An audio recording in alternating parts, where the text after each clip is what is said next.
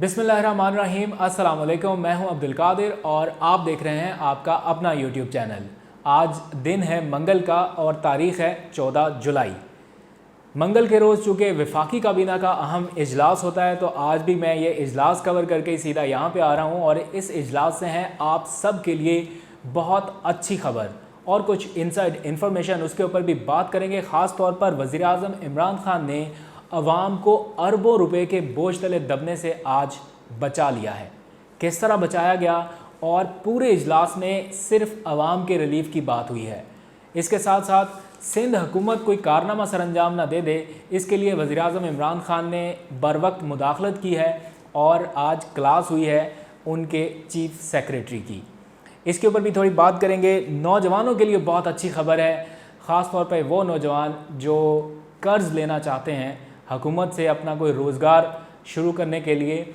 इस कर्ज़ का दूसरा फ़ेज़ लॉन्च होने जा रहा है और इसमें बहुत ज़बरदस्त सहूलतें वज़ीर-ए-आज़म इमरान खान ने नौजवानों को फ़राहम कर दी हैं जो पहले फ़ेज़ में नहीं थी। ये सब आपके जानने के लिए मैं आपको तमाम तर तफ़सीलात आज बताने वाला हूँ, तो इस व्लॉग को एंड तक ज़रूर देखिएगा। और इसके साथ साथ वज़ीर-ए-आज़म इमरान खान और army chief general Qamar Javed Bajwa कल एक अहम दौरे पर कहीं जा रहे हैं, उसकी तफसील शेयर करेंगे। लेकिन सबसे पहले बात कर लेते हैं वफाकी काबीना के इजलास की कार्रवाई की। आज काबीना इजलास में वज़ीर-ए-आज़म इमरान खान ने यकीनी तौर पर आपको, मुझे और मुल्क भर की आवाम को तकरीबन 73 अरब रुपए के पड़ने वाले इजाफी बोझ से बचा लिया है। मौसम सरमा में घरेलू और कमर्शल सार्फिन को कुछ गैस फराहम की गई थी जो दरामदी गैस थी और उसकी लागत भी ज़्यादा थी। महंगी गैस दरामद करके आम आवाम को दी गई थी पिछले साल मौसम सरमा में, लेकिन उसकी एडजस्टमेंट का वक्त अब आया है क्योंकि जो बैलेंस शीट है उसमें अच्छा खासा फ़र्क है गैस दरामद करने की कीमत में और आवाम से होने वाली वसूलियों की सूरत में। तो ये फ़र्क जो है वो तकरीबन 73 अरब रुपए का था। जो ईसीसी का इजलास हुआ कुछ दिन पहले, उसने ये मंजूरी दे दी कि जनाब ये जो सारा बोझ है ये आवाम से वसूल कर लिया जाए, आवाम पर डाल दिया जाए। जो कि मैं पहले दिन से मुझे ऐसा लगता है कि जो हुकूमत की मुआशी टीम है वो अपने अदादो शुमार सीधे रखने के चक्कर में कभी भी आवाम के रिलीफ के बारे में उस तरह से संजीदगी से नहीं सोच सकती जिस तरह से वज़ीर-ए-आज़म इमरान खान सोचते हैं। क्योंकि इमरान खान एक पॉलिटिकल फिगर हैं, उन्हें आवाम का ख्याल भी करना है, आगे अपनी सियासी साख को भी देखना है, अपनी पार्टी को भी देखना है, हुकूमती मामलात को भी देखना है। लेकिन जो मुआशी टीम में कुछ ऐसे लोग हैं जिनका आवाम से बराह रास्त कोई कनेक्शन नहीं है, ना उन्होंने इलेक्शन लड़ना है, ना उन्होंने वोट लेना है, उनको चाहिए सिर्फ आवाम से पैसा ताकि वो अपनी कारकर्दगी बेहतर अंदाज में प्राइम मिनिस्टर को पेश कर सकें। तो ईसीसी के इजलास में मुशीर ख़जाना ने यह फ़ैसला कर दिया कि ये जो पैसा है ये आवाम से वसूल कर लिया जाए। कुछ छोटी रकम भी नहीं थी, सीधा 73 अरब रुपया।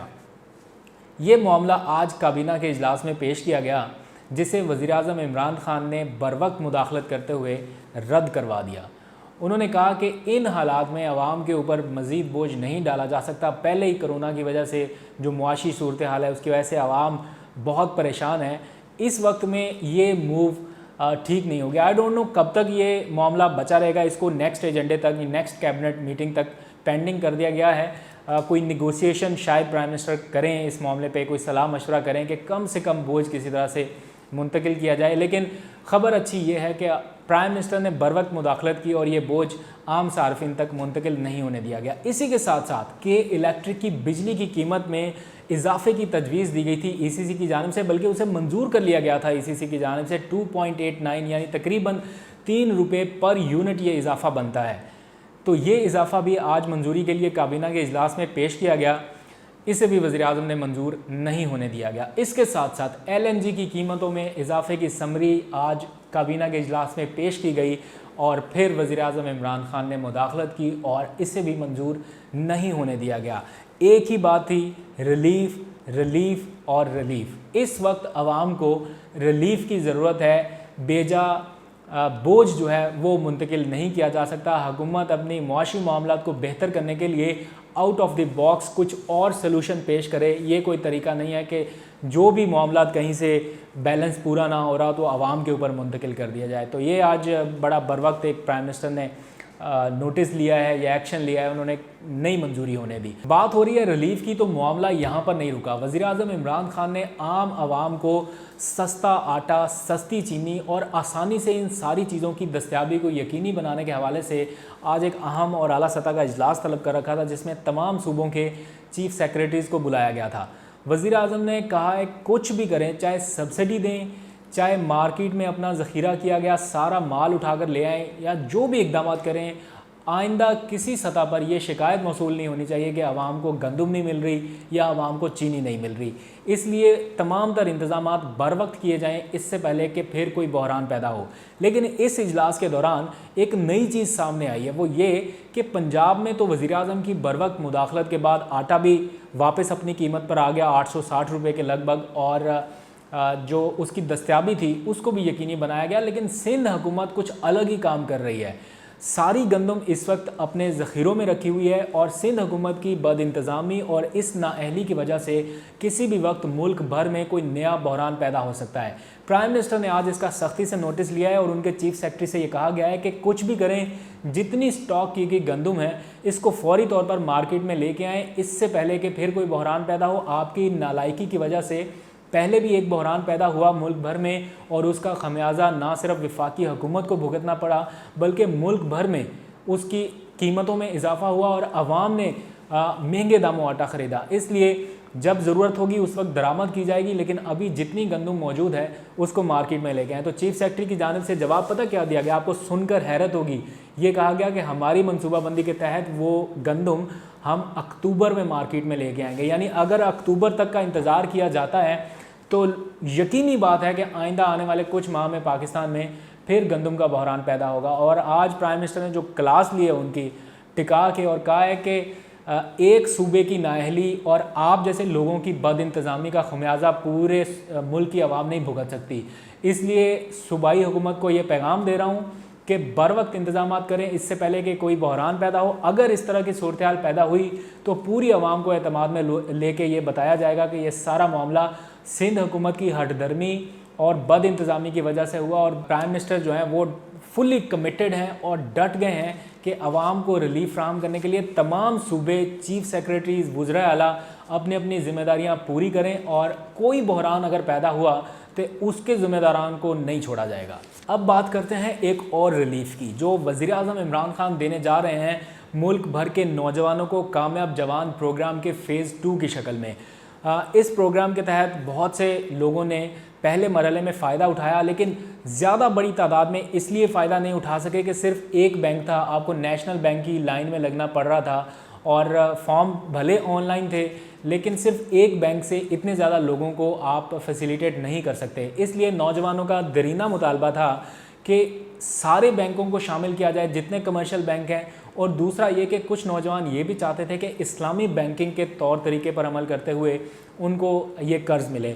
तो अच्छी खबर ये है कि जितने इस्लामी बैंक हैं पाकिस्तान के, उनको इस प्रोग्राम में शामिल कर दिया गया है, और तमाम निजी बैंकों तक अब ये एक्सेस होगी कि वो कामयाब जवान प्रोग्राम के ज़रिए नौजवानों को फैसिलिटेट कर सकें। सिर्फ यही नहीं, वज़ीर-ए-आज़म इमरान खान की ख़ुसूसी हिदायत पर जो मार्कअप की शरह थी, यानी पहले 6% थी, उसको कम करके बहुत कम कर दिया गया है। सिर्फ 3% मार्कअप पर आप 2.5 करोड़ रुपए तक कर्ज़ ले सकते हैं। ये कर्ज़ की पहले ज़्यादा से ज़्यादा हद जो थी वो सिर्फ 50 लाख रुपए तक की थी, यानी कोई नौजवान अगर अप्लाई करता था तो उनको मिलते थे सिर्फ 50 लाख रुपए मैक्सिमम। ये लिमिट, ये टियर अब बढ़ा दिया गया है, और अगर आप अब कर्ज़ लेना चाहते हैं तो सिर्फ एक अच्छा रोज़गार का प्लान आपको बनाना होगा, एक कामयाब कारोबार का प्लान बनाना होगा, और हुकूमत से आप ले सकते हैं 1 लाख से लेके 2.5 करोड़ रुपए तक का कर्ज़। ये बहुत ही अच्छा इनिशिएटिव है गवर्नमेंट का नौजवानों को उनके पाँव पे खड़ा करने के लिए, या अगर कोई नौजवान सिर्फ इस वजह से आगे नहीं बढ़ पा रहे कि उनके पास सरमाया नहीं है, 2.5 करोड़ रुपए तक का अगर किसी को सरमाया मिल जाए, अच्छी भली कंपनी खोल सकता है, अच्छा खासा रोज़गार ना सिर्फ खुद शुरू कर सकता है बल्कि और लोगों को भी मौका मिल सकता है। इससे भी आगे एक और सहूलत दी गई है नौजवानों को, वो ये कि पहले सिर्फ 5 लाख रुपए तक का कर्ज़ मिलता था बिना गारंटी के, अब इसको भी बढ़ा दिया गया है, और 10 लाख रुपए तक का कर्ज़ आप बग़ैर किसी गारंटी के हुकूमत से ले सकते हैं। आज मेरी उस्मान डार साहब से भी बात हो रही थी, उन्होंने कहा कि नौजवानों के लिए इससे ज़्यादा सहूलत हुकूमत नहीं दे सकती। ये सिर्फ इस तरह से है कि हम नौजवानों को बुला रहे हैं कि खुदा के लिए अपना कारोबार करें और हुकूमत आपको पैसे देने के लिए तैयार है। आप सोचें कि आपको सिर्फ़ और सिर्फ मेहनत इतनी करनी है कि एक अपना कारोबार का मंसूबा बना के सिर्फ आपको बैंक को देना है कि मैं इस प्लान के तहत कारोबार खोलना चाहता हूँ, और आप बग़ैर किसी गारंटी के 10 लाख रुपए तो फौरी ले सकते हैं ना। इसके अलावा अगर कोई ज़्यादा रकम भी लेना चाहता है तो कोई गारंटी दे के 2.5 करोड़ रुपए तक की भी रकम आप ले सकते हैं। और आखिर में ख़बर ये है कि मैंने आपको कल के व्लॉग में बताया था कि प्राइम मिनिस्टर का फोकस अब मेगा प्रोजेक्ट्स की तरफ चला गया है। कोई छोटे छोटे प्रोजेक्ट्स नहीं, अब मेगा प्रोजेक्ट्स की तरफ ध्यान देना है अगर पाकिस्तान को आगे लेके जाना है।